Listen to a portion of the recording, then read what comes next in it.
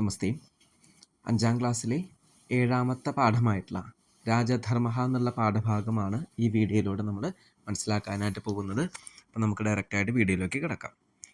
ദക്ഷിണാപഥേ മഹിളാരോപ്യം നാമ ജനപദ ആസിൻ. ദക്ഷിണ ദിക്കിലായിട്ട് മഹിളാരോപ്യം എന്നു പേരായിട്ടുള്ള ഒരു ജില്ല അല്ലെങ്കിൽ ഒരു സ്ഥലം ഉണ്ടായിരുന്നു. തസ്യ സമീപസ്ഥേ വനെ കശ്ചന വിശാല വടവൃക്ഷ ആസിൻ. അതിൻ്റെ അടുത്തുള്ള ഒരു വനത്തിൽ വിശാലമായിട്ടുള്ള ഒരു വടവൃക്ഷം, ഒരു ആൽവൃക്ഷം ഉണ്ടായിരുന്നു.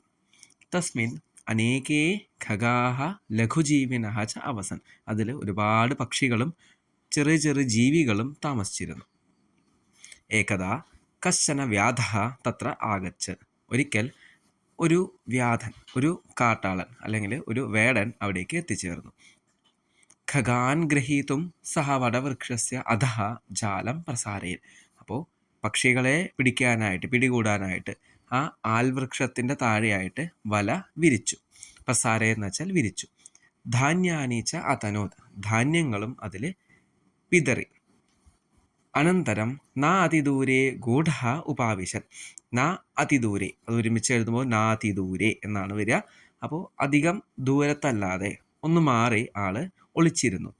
ഉപാവിശെന്ന് വെച്ചാൽ ഒളിച്ച് ഇരുന്നു. തദാനീം കപോതാനാം രാജോ ചിത്രഗ്രീവഃ അനുചരൈഹി സഹ ആകാശമാർഗേണ ആഗച്ഛൻ. അപ്പോൾ പ്രാവുകളുടെ രാജാവായിട്ടുള്ള ചിത്രഗ്രീവഃ അനുചരൈഹി സഹ കൂട്ടാളികളുടെ കൂടെ ആകാശമാർഗത്തിലൂടെ അവിടേക്ക് എത്തിച്ചേർന്നു. കപോതഹ എന്ന് പറഞ്ഞാൽ പ്രാവാണ്. ബഹുദൂരാദേവ തേ ധാന്യാനി അപശ്യൻ. ഒരുപാട് ദൂരത്തു നിന്ന് തന്നെ അവർ ആ ധാന്യങ്ങൾ കണ്ടു.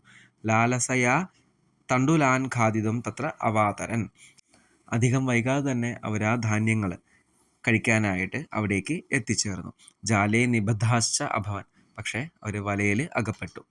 വ്യാധസ്തു ജാലബന്ധാൻ കപോതാൻ ദൃഷ്ട്വാ നിതരാം സന്തുഷ്ടഃ അഭവൻ. വലയിൽ അകപ്പെട്ട ഈ പ്രാവുകളെ കണ്ടപ്പോൾ കാട്ടാളിന് ഒരുപാട് സന്തോഷമായി.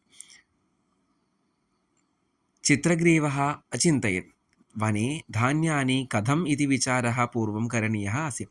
അപ്പോൾ പ്രാവുകളുടെ രാജാവായിട്ടുള്ള ചിത്രഗ്രീവൻ ചിന്തിച്ചു, വനത്തിൽ എങ്ങനെയാണ് ധാന്യങ്ങൾ വന്നതെന്ന് ചിന്തിക്കണമായിരുന്നു. ഒരു അബദ്ധം പറ്റി എന്നുള്ളത് ആൾക്ക് മനസ്സിലായി.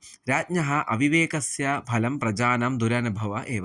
അപ്പോൾ തൻ്റെ പ്രജകൾക്ക്, കൂടെയുള്ള ആൾക്കാർക്ക് ഈ ദുരനുഭവം വരാൻ കാരണം രാജാവിൻ്റെ ബുദ്ധിയില്ലാതെയുള്ള പ്രവൃത്തി കാരണമാണെന്ന് മനസ്സിലായി. സർവേഷാം രക്ഷണം അപി മമ കർത്തവ്യമേവ. എല്ലാവരും രക്ഷിക്കേണ്ടത് എൻ്റെ തന്നെ റെസ്പോൺസിബിലിറ്റിയാണ്, എൻ്റെ തന്നെ കർത്തവ്യമാണെന്ന് രാജാവിന് മനസ്സിലായി. കോ വാ ഉപായ. ഇതിനെന്താണൊരു സൊല്യൂഷൻ, എന്താണൊരു ഉപായം എന്ന് ചിന്തിച്ചു. അത്രാന്തരേ ഉപാഗച്ഛന്തം വ്യാധം അപശ്യൻ. അപ്പോഴാണ് തങ്ങളുടെ അടുത്തേക്ക് വന്നുകൊണ്ടിരിക്കുന്ന കാട്ടാളിനെ അവർ കണ്ടത്. ചിത്രഗ്രീവഃ സർവാൻ കപോതാൻ അവതൻ. ചിത്രഗ്രീവൻ എല്ലാ പ്രാവുകളോടും പറഞ്ഞു, അഹോ അലംഭയേന. ഒരിക്കലും നിങ്ങൾ പേടിക്കേണ്ട ആവശ്യമില്ല. ഏകഭാവേന യുഗപദേവ ജാലേന സഹ ഉഡ്യാമഹേ. ഏകഭാവേന ഒറ്റ മനസ്സോടുകൂടി യുഗപദേവ ഒരുമിച്ച് ജാലേന സഹ വലയോടുകൂടി തന്നെ നമുക്ക് പറക്കാമെന്ന് തൻ്റെ കൂടെയുള്ള പ്രാവുകളോട് രാജാവ് പറഞ്ഞു. ദൂരം ഗത്വ ജാലാത്മോചനം പ്രാപ്സ്യാമഹ. ദൂരെ പോയിട്ട് നമുക്ക് വലയിൽ നിന്ന് രക്ഷപ്പെടാം. ഏകം ദ്വേ ത്രീണി എന്നിങ്ങനെ കൗണ്ട് ചെയ്തിട്ട് ഡയന്താം എന്നിട്ട് ഒരുമിച്ച് നമുക്ക് പറക്കാം എന്ന് പറഞ്ഞ് അവർ പറന്നു. ശിരസഹ ഉപരി ജാലമാതായ ഡയമാനാൻ കപോതാൻ വ്യാധഃ ആശ്ചര്യേണ അപശ്യൻ. അപ്പോൾ തലയ്ക്ക് മുകളിലൂടെ പറക്കുന്ന വലയുടെ കൂടെ തന്നെ പറക്കുന്ന പ്രാവുകളെ കണ്ടപ്പോൾ ആശ്ചര്യത്തോടു കൂടി നോക്കി നിന്നു കാട്ടാളൻ. സഹ പശ്ചാൻ അധാവൻ. ആ കാട്ടാളൻ അവരുടെ പിന്നാലെ കുറേ ഓടി. പരന്തു കപോതാഹ ദൂരം ഗതാഹ. പക്ഷേ പ്രാവുകൾ ഒരുപാട് ദൂരേക്ക് സഞ്ചരിച്ചു. തസ്യ ജാലമപി നഷ്ടം. പ്രാവുകൾ മാത്രമല്ല, തൻ്റെ വലയും നഷ്ടപ്പെട്ടു. തതഃ ദൂരം ആഗതവന്തഃ ഇതി ജ്ഞാത്വാ ചിത്രഗ്രീവഃ അനുചരാൻ അവദത്.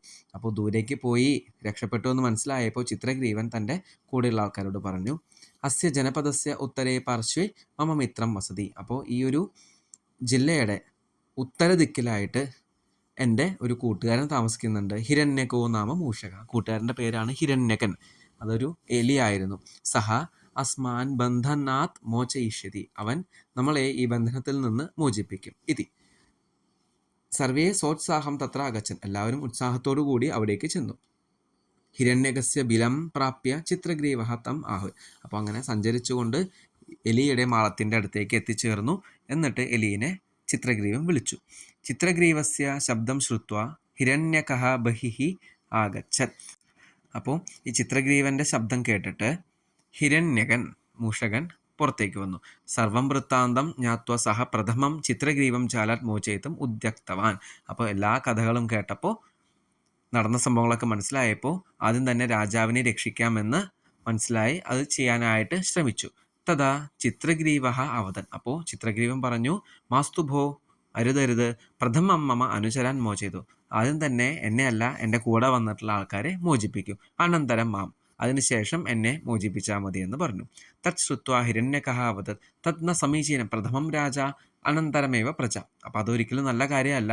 ആദ്യം രാജാവാണ്, അത് കഴിഞ്ഞിട്ടാണ് പ്രജകൾ എന്ന് മൂഷകൻ പറഞ്ഞു. മിത്ര ഏവമാവതതു, അങ്ങനെ ഒരിക്കലും പറയരുത്.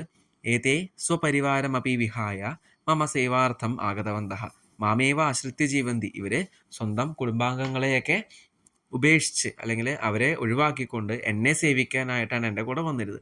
അപ്പോൾ എന്നെ ആശ്രയിച്ചാണ് അവർ ജീവിക്കുന്നത്. അതഃ ഏതേവ പ്രഥമ മോചനീയ, അതുകൊണ്ട് ഇവരെ തന്നെയാണ് ആദ്യം തന്നെ മോചിപ്പിക്കേണ്ടത്. ഇത് ചിത്രഗ്രീവ അവത് എന്ന് ചിത്രഗ്രീവൻ പറഞ്ഞു. തശ്രുത്വ ഹിരണ്യകഃ തുഷ്ടഃ ജാത. ഇത് കേട്ടപ്പോൾ മൂഷകന്, ഹിരണ്യകന് സന്തോഷമായി. സഹാവതത് രാജധർമ്മം അഹം അജാനം. അപ്പോൾ അവൻ പറഞ്ഞു, രാജധർമ്മം ഞാൻ മനസ്സിലാക്കി. അഹം സർവാൻ ബന്ധനാത് മോചയിഷ്യം, ഞാൻ എല്ലാവരെയും ബന്ധനത്തിൽ നിന്ന് മോചിപ്പിക്കാം എന്ന് മൂഷകൻ രാജാവിനോട് പറഞ്ഞു. സഹ ശീഘ്രം താൻ സർവാൻ അഭിമോചിതവാൻ, പെട്ടെന്ന് തന്നെ എല്ലാവരെയും മോചിപ്പിച്ചു. ചിത്രഗ്രീവ ഹിരണ്യകം കൃതജ്ഞതാം നിവേദ്യ അനുചരൈഹി സഹ തതഃ അഗച്ഛൻ. ചിത്രഗ്രീവൻ ഹിരണ്യകനോട് തൻ്റെ നന്ദി രേഖപ്പെടുത്തിയ ശേഷം കൂട്ടാളികളുടെ കൂടെ മറ്റൊരു സ്ഥലത്തേക്ക് അവിടുന്ന് യാത്രയായി. പേര് സൂചിപ്പിക്കുന്നത് പോലെ തന്നെ ഒരു രാജാവ് എങ്ങനെയായിരിക്കണം തൻ്റെ പ്രജകളോട് പെരുമാറേണ്ടത് എന്നുള്ള ഒരു കാര്യമാണ്, നല്ലൊരു സന്ദേശമാണ് ഈ ഒരു കഥയിലൂടെ നമുക്ക് പറഞ്ഞു തന്നിട്ടുള്ളത്. ഈ വീഡിയോയ്ക്ക് താഴെ കമൻറ്റുകൾ രേഖപ്പെടുത്തുമല്ലോ. അടുത്ത വീഡിയോയിലൂടെ ഈ പാഠത്തിൻ്റെ തുടർ പ്രവർത്തനങ്ങളും ക്വസ്റ്റ്യൻ ആൻസേഴ്സും ഒക്കെ നമുക്ക് പഠിക്കാം, മനസ്സിലാക്കാം. ധന്യവാദാഹ.